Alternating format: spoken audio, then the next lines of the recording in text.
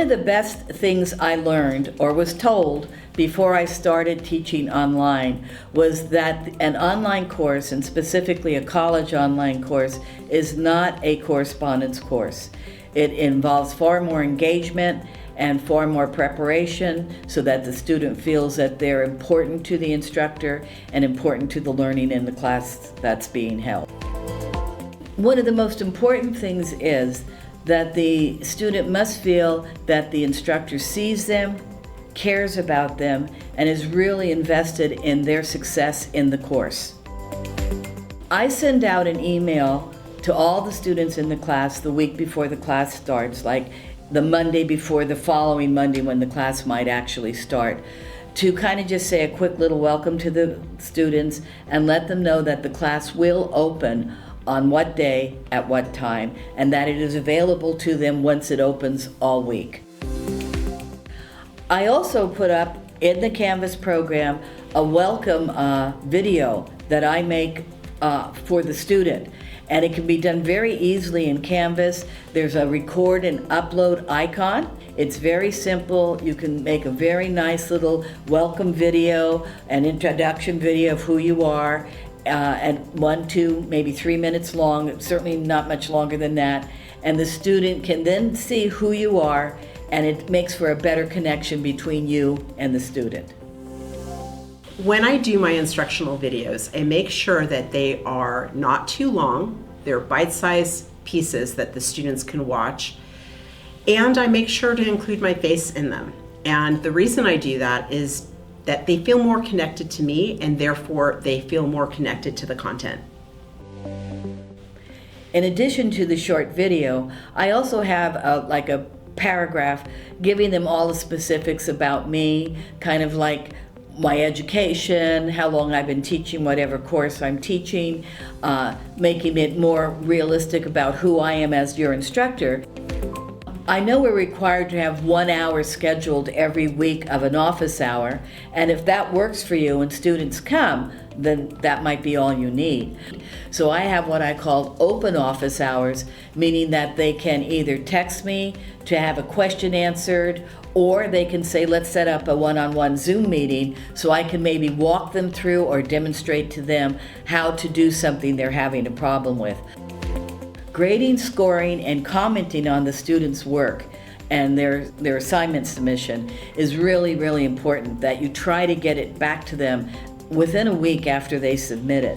The reason for this is because if they end up waiting and now they're turning in another assignment or still another assignment and they still don't know how they did on the first assignment, it kind of starts to discourage them from getting their work in on time because they're not getting any feedback on how they're doing.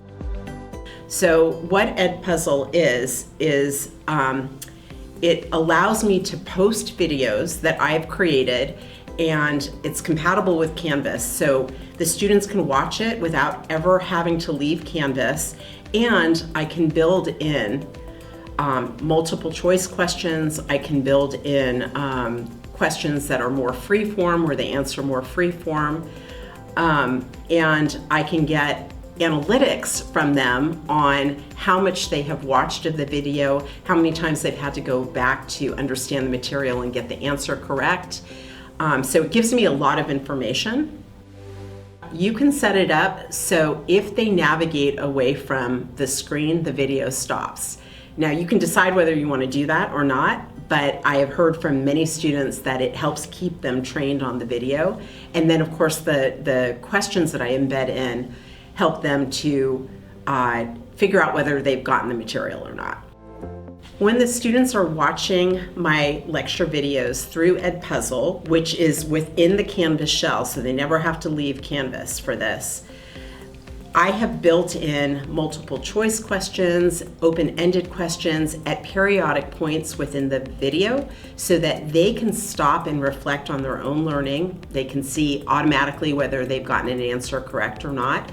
And I get that information later when I go back. So if a student's struggling with a certain concept, I can see, did they watch that video, that part of the video multiple times?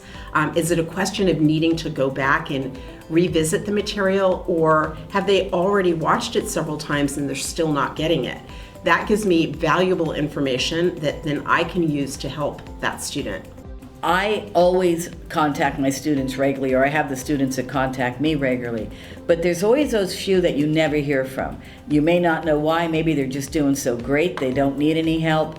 Maybe they're doing average work, but I always will send them a little message just to say, how you doing, what's up, or anything, just to let them know I see you, I know you're there, I don't hear from you, but please know I'm interested in how you're doing. It's good for them to get the feedback, and sometimes you might just get thank you for calling me and asking me, but it's helpful to make that student-teacher connection.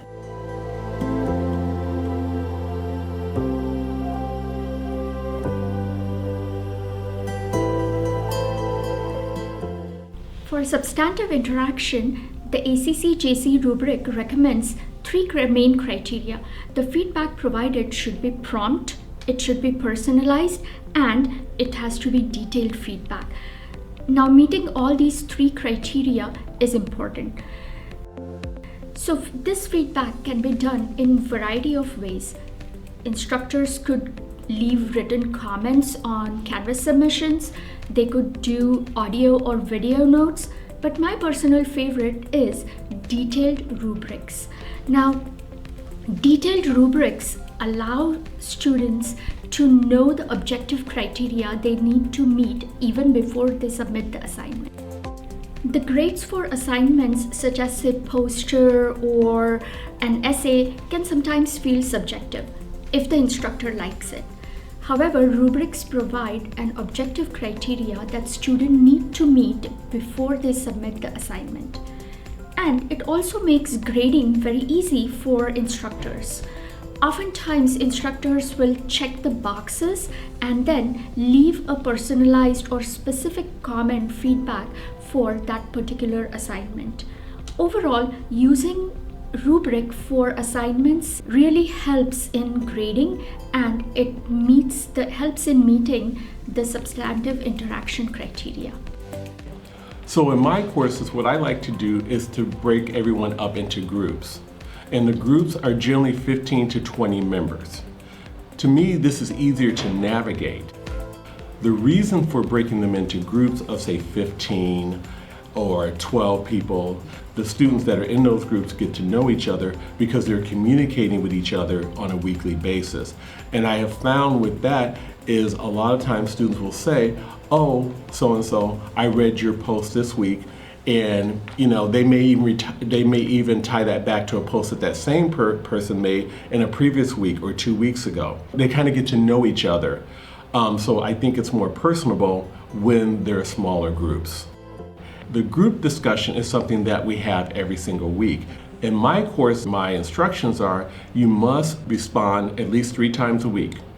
Your first post is your initial response to whatever subject matter I put out there. That part is generally everyone responds the same way. However, one prompt that I put out there is more, what do you think about this subject matter, or what is your experience with this certain topic? Then my students must respond at least 2 more times. The responses must be on different days. And then what I want my students to do is to respond to more of the feeling, or do you have any experience with this particular subject matter? Sometimes students will say, I was surprised by this fact because A, B, C, D. And I am also in there, and I will put prompts in there depending on what the subject matter is.